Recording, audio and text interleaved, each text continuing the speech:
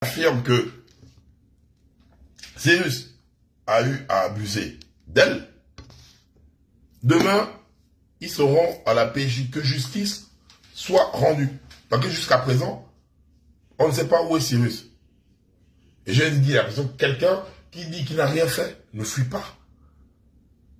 Ça fait déjà 1 mois et des brouettes que ça s'est passé. Et comme je vous l'ai dit, moi j'ai bien pas. Non. Et quand on parle d'abus sexuel, moi je ris pas avec. Ça, c'est l'acte A. On va passer à ça. La Blanche de Moabi, Iris, notre petite sœur, notre nièce, l'histoire qui a eu à choquer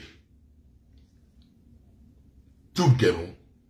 Ce qu'on a vu des Gabonais unis et réclamer justice. Mais cela fait plus de 40 jours que la famille ne sait plus à quel sens se vouer. Plus de 40 jours que la Blanche de Moabi, fille unique, nous a laissés. Donc imaginez, vous, le choc de son père, quand il m'envoie des messages. Quand je lis les messages, j'ai mal. J'ai mal. Vous voyez, le père est choqué. Tout le monde est choqué. Mais le problème, c'est qu'on remarque que ça bloque quelque part. Qu'est-ce qui bloque? Qu'est-ce qui empêche la justice de faire son travail? Affaire de la Blanche de Moabi, investigation. Donc, chers enquêteurs, je vous demande de venir suivre l'APC là en fait. Investigation de la Balokongaine. Il y a des visages qui vont être affichés. Je dis bien, je suis en train de mener des investigations. Donc là, chères forces de l'ordre, venez vous asseoir parce que je vois que les OPJ là, une situation, ça c'est niveau débutant. Mais j'ai l'impression que vous n'arrivez pas à gérer ça. Badekon, Pierre Benmar, acte de Blanche de Moabi. On va écouter le témoignage du grand-neveu de la Blanche de Moabi concernant le jour dramatique. Vas-tu? J'espère que tu vas bien. Oui, bonjour Yann, comment vas-tu? J'espère que tu vas bien. Je te fais cette note vocale. Pendant que l'audio va être défilé, pendant que vous allez écouter l'audio, je vais évoquer certains éléments d'enquête. Je vais évoquer certains mots-clés qui vont être balancés dans cet audio et que je vais illustrer de l'autre côté. Chaque mot-clé énoncé est égal à une rédaction de ce mot-clé. Oui, que vous les enquêteurs, je vais vous apprendre, c'est Badekon Pierre Benmar. Et que ce soit les enquêteurs, que toutes les personnes qui sont sur le live. C'est l'énigme. On est en train de résoudre une énigme là. Donc chaque mot-clé, je vais faire une pause, je vais dire mot-clé. On note le mot-clé.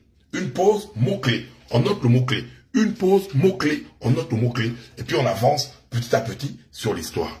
J'espère que tout le monde a retenu le concept. Allons-y. Oui, bonjour Yann, comment vas-tu? J'espère que tu vas bien. Je te fais cette note vocale concernant Iris, la Blanche de Moabi. Tu sais que je devais te faire la note vocale depuis hier. Mais hier, ça faisait 40 jours, jour pour jour qu'elle est partie.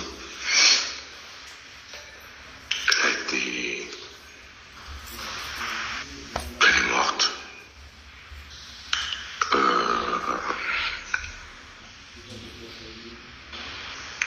En fait, toute la famille, nous ne comprenons pas comment après 40 jours, il n'y a même pas d'avancée au niveau de la justice. On ne sait. Ok, il faut noter. 40 jours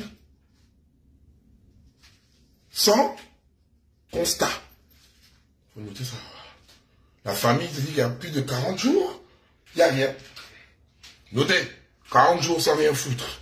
Notez ça va. Rien. On ne nous dit rien. Le jour de son décès, il est allé au travail comme tous les jours, le matin. Elle allait au travail le matin. Elle terminait, elle rentrait tous les jours à 18 h. Et elle est rentrée à la maison. Normalement, elle a vu sa famille. Elle vivait avec son père, sa mère. La Blanche de Moabi, toujours ponctuelle. Elle partait, elle rentrait. Ponctualité de la Blanche de Moabi. Notez. Allons-y. Elle a vu son père et sa mère, tranquillement. Et il y a un neveu qui faisait de la fièvre. Donc, elle a accompagné l'enfant. Elle a accompagné l'enfant avec les parents de l'enfant à Égypto. Mais ils étaient là, ils étaient en train d'attendre qu'on ausculte l'enfant, etc. Et pendant qu'elle y était, elle a reçu un appel téléphonique. Pendant qu'elle était à Égypto, elle a reçu un appel téléphonique. Plus de 40 jours sans rien foutre. Ponctualité de la Blanche de Moabi.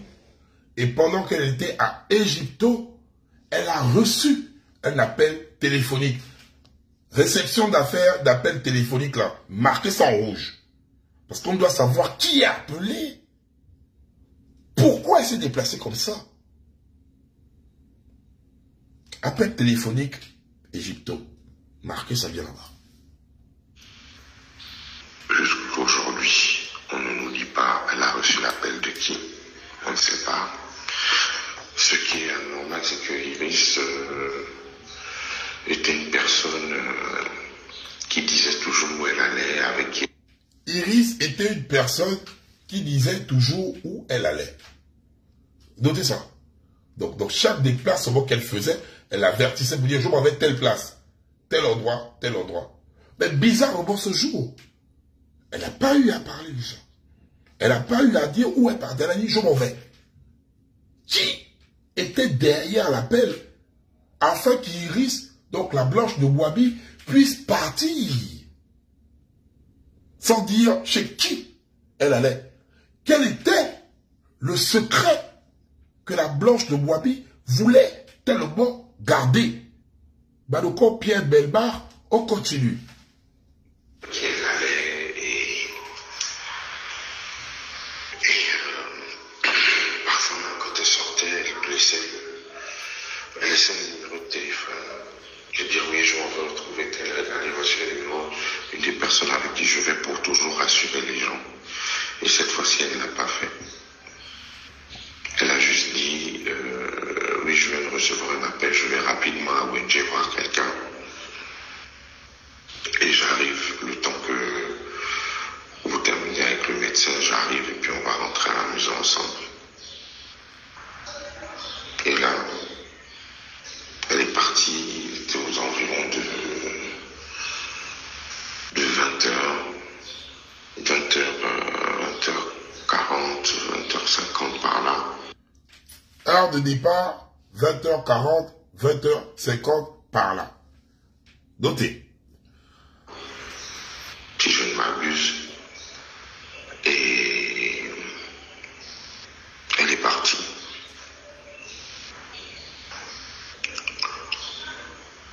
Sur son trajet, elle a envoyé des messages à certaines personnes, pourtant qu'elle aime les personnes proches d'elle, avec qui à qui elle a envoyé des messages pour prendre des nouvelles.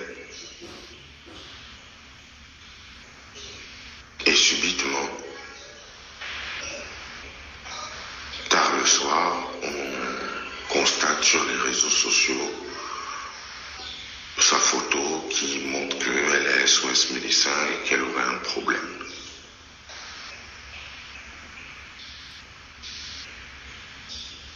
Lorsque la famille se dépêche sur place, c'est pour constater que Iris est décédée. Sauf que jusqu'à présent, on se pose tellement de questions. Iris n'a jamais eu les clés. Elle n'a jamais été en possession. Notez, Iris, donc la blanche de Boabi, n'a jamais eu les clés du magasin. Notez ça, c'est très important. Cher enquêteur, c'est là où le game commence, sérieusement en fait. Notez, pas de possession des clés. Des clés de l'endroit où elle travaillait. C'est un endroit où elle a commencé à travailler il n'y avait pas très longtemps. Et... Pas de possession des clés. Et qui possédait les clés? Deux personnes avaient la gestion des fameuses clés. À l'intérieur de la structure optique qu'ils avaient, au niveau de Sotega, si je ne me trompe pas, il y avait le patron et la secrétaire. Les deux garants de la clé. Continuons. Même son patron a dit qu'elle n'avait jamais eu les clés. Ça, bon, on le sait de source sûre, puisque parfois les matins, elle se plaignait souvent qu'elle arrivait avant les autres. Et elle était souvent obligée d'attendre que les autres viennent ouvrir, etc. Donc déjà, pour aller plus, même son grand-neveu, à chaque fois qu'Iris arrivait plus tôt, elle se retrouvait dehors parce qu'elle n'avait pas la clé. Donc parfois, son grand-neveu, comme c'est sur le trajet de son boulot, venait souvent prendre Iris, aller manger les coupés en attendant l'ouverture du magasin. Iris, donc la blanche de Boabi, n'avait pas les clés. Voilà. Comment se fait-il qu'elle dise qu'elle avait rendez-vous à ONG et qu'elle se retrouve à Sotega, à son lieu de travail où elle n'avait pas les clés? Qui, on revient en arrière, quel appel a pu pousser Iris à pousser la blanche de Boabi à décaler d'Égypto sans dire où elle allait, sans préciser le lieu exact. Elle dit qu'elle va à ONG, quelques heures après, elle se retrouve à Sotega. Question, on continue. Enfermée à l'intérieur avec du feu.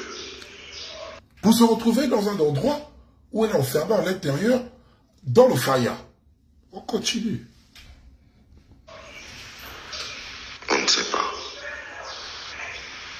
On n'a toujours pas de réponse. On ne nous dit rien. Pourquoi ce silence face à tout ça? On ne sait pas.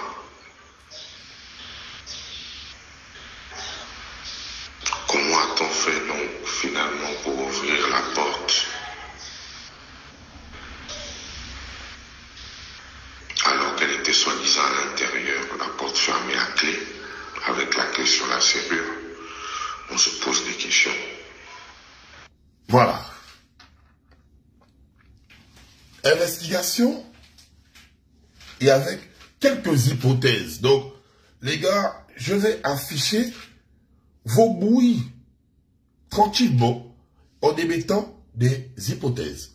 Puisque dans cette affaire, vous êtes, selon moi, enquêteur que je suis, des potentiels suspects. On va commencer le film par mon frère, qui est le propriétaire du magasin dans lequel Iris, la blanche de Boabi, travaillait.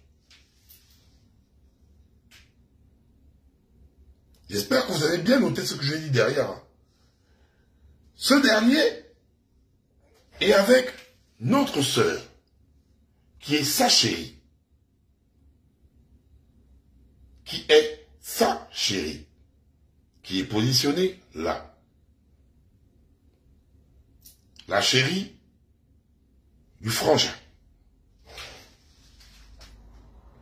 La partie qui me fait tiquer, lors de mon envoi, parce que oui, même à distance, je travaille avec les services de renseignement sur le terrain. Je dis, les gars, dans mes investigations badekoniennes, j'ai dit, allez un peu me filmer le lieu là. Et de là, un space me dit ceci. On va maintenant procéder au constat. La flèche orange et la flèche verte. La flèche verte, c'est le lieu où on a retrouvé le corps de la Blanche de Moabi. La flèche orange, c'est le lieu où il y a le salon de coiffure de la chérie du patron de la Blanche de Moabi. Vous voyez, c'est sa chérie qui est là, avec le patron de la Blanche de Moabi.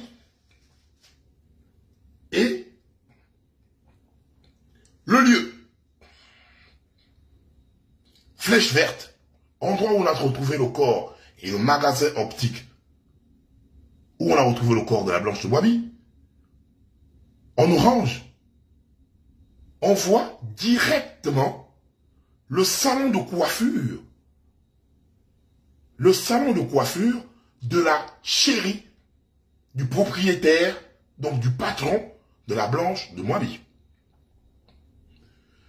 Poussez la réflexion plus loin. Vous voyez là où il y a la climatisation. Vous voyez bien. Il y a des barreaux. Vous voyez le magasin, il y a des barreaux de protection. Vous voyez bien, c'est posé devant vous. C'est là-bas à Sotega. Il y a des barreaux de protection. Donc majoritairement, on protège nos magasins avec des grilles comme ça. Et on met parfois des portes en fer pour éviter que la nuit, parce qu'on met le matériel qui est à l'intérieur, coûte cher. Coûte cher. Du coup, c'est pas une porte en bois. Nous avons face à nous une porte avec des grilles, une porte scellée pour protéger ce qui est à l'intérieur. État des lieux. Allons maintenant dans le récit. Comme je dis, notez les phases clés. On a eu un appel. La Blanche de Moabi ne se déplaçait jamais sans... Je suis en train de mettre des hypothèses. Hein. Donc, doucement. La Blanche de Moabi ne se déplaçait jamais sans dire à ses parents où elle allait. Mais elle a eu un appel qui l'a directement jonzé. Elle a dit, je m'en vais à Wenje, et elle s'est retrouvée à Sotega, à son lieu de travail. Entre-temps, elle n'était pas en service.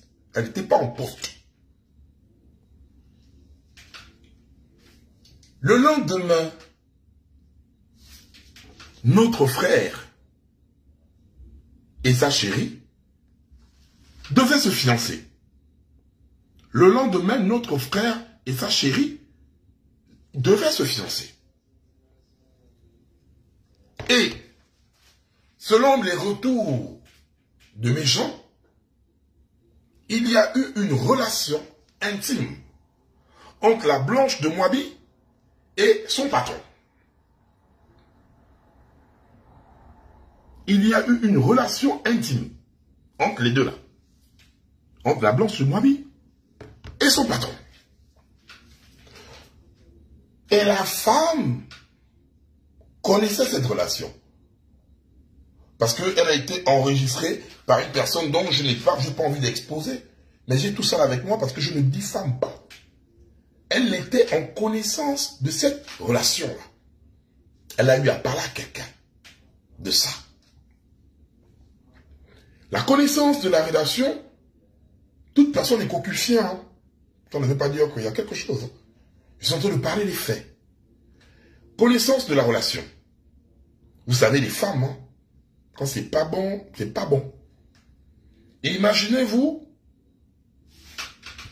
dans quel état elle peut être quand son mari a son magasin qui est en verre et elle, de l'autre côté, elle a son magasin qui est en orange. Donc, chaque matin, elle voyait la Blanche de Moabi. Et nanana, en mode, oui, je suis ta patronne, puis que tu t'as fait mon mari. Et de l'autre côté, elle comprend que donc la petite là, je te vois tous les jours, là, tu tournes. Donc, entre-temps, tu tournes avec mon boy. Vous-même, les femmes, vous connaissez le genre de Jones, que ça peut vous créer. Parce que c'est même pas la rivale à côté, c'est la rivale face to face. Et sans vous mentir, paix à son âme, la Blanche de Moabi, papa et maman ont fait une très belle fille, hein, parce que là, c'est le genre de rival, quand même, que tu sens qu'on peut m'arracher le mari. Hein. Parce qu'il y a rival et rival. Il y a rival Moutouki, il y a rival que tu sens que non. Ça, c'est une rivale. Non. C'est une rivale qui te met les pinces, mon cœur. Déjà. Donc, il y a la relation. Il y a la date du mariage. Et il y a l'appel non divulgué aux parents. Et bim, elle n'est plus à Wenje, elle se retrouve à Sotega. Ainsi, nous pouvons en déduire que c'est un appel où on voulait arranger les choses. Je dis bien, je suis en train de mener les hypothèses. Et les enquêteurs, vous allez faire le travail, en fait. L'appel en question était peut-être une réunion où ça pétait. À l'intérieur, on a dit, viens, on va régler ça. Et elle est partie, elle dit, ok, je m'en vais aussi, parce que tu connais aussi, même si tu es la mininga de out, tu restes une gars. Parce que quand il part de Bunja, tu n'es pas avec eux là-bas. Donc, elle arrive dans ce Tega. On revient sur le constat. Il y a eu le feu. Et on retrouve son corps à l'intérieur du magasin. Comme j'ai pu vous évoquer, ce n'est pas des portes en bois que nous avons devant nous. C'est des portes scellées en guise de protection contre les vols. La Blanche de Moabi n'a pas les clés de l'endroit. Il y a des grilles de partout. Comment la Blanche de Moabi, par quel miracle, peut-elle se retrouver à l'intérieur du magasin? Entre-temps, elle n'a pas les clés. Selon la version du patron, il est arrivé, il dit ceci, quand il est venu sur les lieux, on l'a alerté, il n'était pas loin de l'endroit qu'il y avait le feu chez lui. Il est arrivé à son magasin, il a constaté qu'il y avait une clé à l'intérieur. Attendez, je me mets à la place de la Blanche de Moabi. Sérieusement, je suis Mwandong.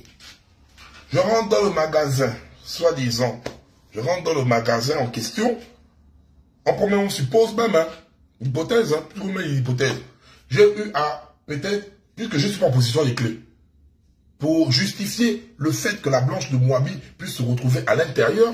Donc, la Blanche de Moabi a peut-être volé une des clés, pris les empreintes et allé, à clé minute, faire la troisième clé. On rentre dans l'étude, ça, selon leur logique à eux. Donc, en ayant la possession de la troisième clé, la Blanche de Moabi est arrivée au magasin. Et entrée dans le magasin, le feu a commencé dans le magasin, elle s'est enfermée elle-même dans le magasin.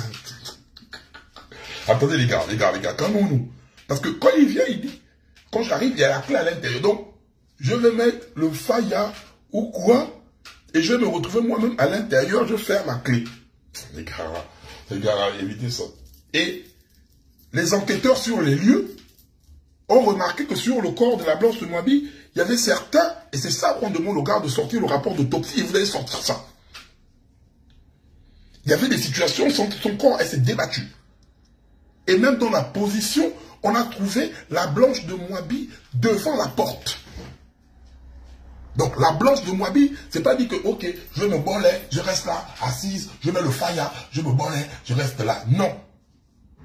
Elle se retrouvait en situation devant la porte. Ça veut dire qu'elle voulait. En fait, quand ça s'est passé, peut-être elle a été assommée ou évanouie, Et quand elle s'est levée, elle a senti qu'il y avait l'odeur parce que le feu ne tue pas. C'est d'abord la fumée. C'est la fumée qui tue. Parce que quand ça brûle, c'est les odeurs de tout le canapé, et tous les matériaux là. C'est ça. Quand tu inhales ça, c'est ça qui te daille et le feu vient directement te brûler en fait. Parce que tu dailles d'abord bien avant ça. Donc, ça veut dire que quand elle s'est levée et se retrouvait devant la porte, elle était en possession de ses moyens. C'est comme quand tu sens qu'il y a le feu, mais tu cherches à sortir. Mais elle a un obstacle. Ce n'est pas les portes en bois que tu dis que tu vas mettre le tchiki, nos portes qu'on fait à 20 000 chez les menuisiers. C'est des portes en fer, avec des grilles. Donc, c'est des portes où, même moi, je suis à l'intérieur, je n'ai pas l'énergie, je n'ai pas la force de casser ça, en fait. Donc, imaginez-vous que selon leur dire, la blanche de Moabi a la clé derrière la porte. Je ne veux pas me retrouver en train de m'asphyxier. J'ouvre la porte, je sors, moi. Donc, ça veut dire par là, Nolan, il faut arrêter de l'eau, là, s'il te plaît. Ça veut dire par là que la blanche de Moabi n'avait pas de clé. On n'a pas besoin d'aller faire les choses à gauche et à droite. Elle n'était pas en possession des clés. Point barre. Et vous dites que vous êtes venu pour ouvrir. Et je vais vous expliquer un truc. Les gars, et là pour toutes les personnes qui ont eu à fuguer de leur maison. Parfois on volait le double des clés et on avait toujours un parent qu'on disait ne ferme pas la porte à clé. Bien quand je ferme la porte à clé, ne mets pas la clé derrière. Et il y avait un maudit qui venait, il fermait, bien le boss se lève le matin, il ferme, nous là, arrêtez le compteur s'il te plaît. Il ferme et il met la clé derrière. Ça créait quoi? Que quand tu arrives la nuit, parce que quand une clé est derrière la serrure, tu ne peux pas, c'est mission impossible, ouvrir la porte. Même la porte en bois. Parce que la clé qui est à l'intérieur empêche l'entrée de la clé. Quand tu es même du dehors pour entrer, ça ne peut pas. Et même nos planches en bois de 20 000, la clé là ne rentre pas. Donc, ça veut dire que devant notre porte en fer, le patron qui est venu avec sa clé, qui dit il y avait une clé à l'intérieur, comment a-t-il fait pour ouvrir la porte en fer avec la clé à l'intérieur? Si c'était la clé en bois de 20, la porte en bois de 20 000, je pouvais dire, dans le truc, j'ai dit au tchiki.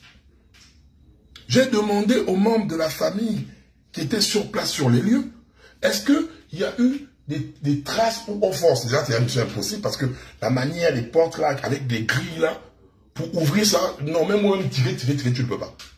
Il n'y a pas. Il n'y a pas. Comment tu as réussi à ouvrir la porte là, avec la clé à l'intérieur? Comment tu as pu défoncer parce que tu n'as pas défoncé ça? Donc ça veut dire, comment tu es entré là-bas? Est-ce parce que il n'y avait pas de clé à l'intérieur et tu es venu avec ta clé? Tu as mis ta clé et tu as ouvert. Est-ce, c'est toujours des hypothèses, hein? Après avoir posé ce qui a eu à se passer, tu as été rempli de remords et tu es revenu et après il était trop tard. Est-ce nous avons le corps d'une personne dans un lieu où on a des personnes qui ont la clé. C'est les deux personnes en possession de la clé qui connaissent ce qui s'est réellement passé à l'intérieur de ce magasin optique. Et c'est là où je me pose des questions, comment nos forces de l'ordre agissent. Qu'est-ce qui empêche nos forces de l'ordre d'élucider tout ce qui se passe là? Le coupable se retrouve avec celui qui a la clé. Ou celle qui a la clé. Et dans cette affaire, en tant que Sherlock Yack Badocon, Pierre Belmar, Sherlock Yak, Badocon, Pierre Belmar. 3 suspects. Le chéri, donc le patron, sa femme et la secrétaire. Le chéri, sa femme et la secrétaire. Le chéri et sa femme parce que c'est eux qui ont leur clé là-bas. La clé avec du chéri, c'est la clé de la femme.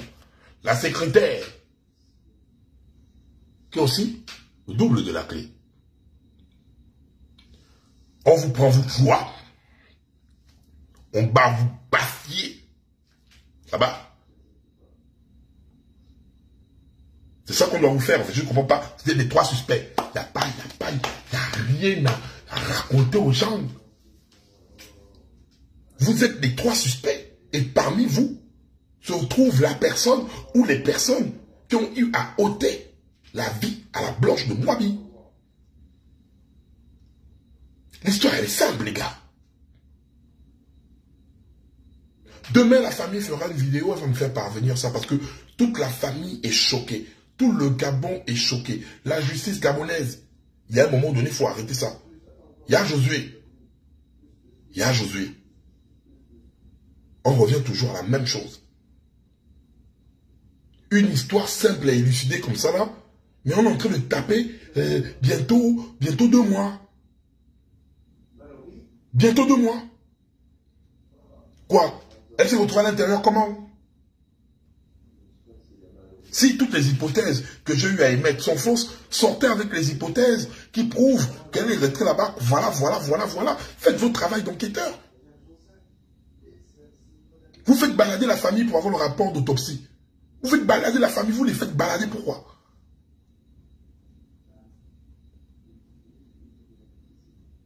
Il y a un moment donné, il faut arrêter ça, les gars. Et là, je suis en train de vous le dire. Parce que l'histoire là ne va pas rester comme ça. Investigation phase 1. Je vais voir le frangin qui m'a envoyé l'audio dans lequel l'anga du patron de la Blanche de Moabi confirme qu'elle sait. Et c'est très important aussi. Parce que même le grand-neveu, j'ai oublié ce point-là, le grand-neveu de la Blanche de Moabi a dit ceci. La Blanche de Moabi avait une tablette à la maison. Et dans cette tablette, toutes les conversations, parce qu'ils ont pris la tablette derrière, toutes les conversations que la Blanche de Moabi avait avec son patron ont été en mode message supprimé, message supprimé, message supprimé, message supprimé. Qui a eu à faire ça? Pourquoi effacer la traçabilité des messages? Oh Seigneur Jésus. Les enquêtes de Sherlock Yak, Badocon, Pierre Belmar. La justice là, on va vous mettre déjà au boulot. Sincèrement. Donc la famille, c'est toutes ces hypothèses qui ont été énoncées. Que la justice fasse son travail. Si les hypothèses ne tiennent pas la route, qu'ils viennent nous démontrer le contraire, au lieu de laisser le vent passer, comme si la Blanche de Moabi était une chose qui a disparu dans la nature. Elle est fille unique, la famille est effondrée. Et si ce n'était pas le peuple gabonais qui soutient cette famille devait se sentir avec un très très grand vide. Là, le vide est déjà immense, mais avec un très très grand vide. Les hypothèses que vous cachez aux Gabonais, je suis venu vous les donner là. Et par rapport au reste, comme je dis, le témoignage où est valide, j'ai parlé au frangin. J'ai dit au frangin que, ah, frangin, moi, je vais envoyer ça à mes gens. Lui aussi, je vais voir, frangin, je te dis frère, parce que là, pas des trucs comme ça là. Parce que le truc, c'est que je n'ai pas envie que ma source, c'est ça, c'est le problème. Mais il y a des cas extrêmes. Il y a des cas extrêmes. Je vais l'appeler, je vais parler avec le frangin. Même si je modifie ta voix, mais je laisse plus la voix de la femme là. Bon, elle saura que c'est toi qui as eu à parler avec elle. Mais, frère, il y a des situations extrêmes où on se retrouve comme ça, en fait. Et c'est pour la bonne cause. On se dit à demain pour la suite des investigations. On reste carré et merci.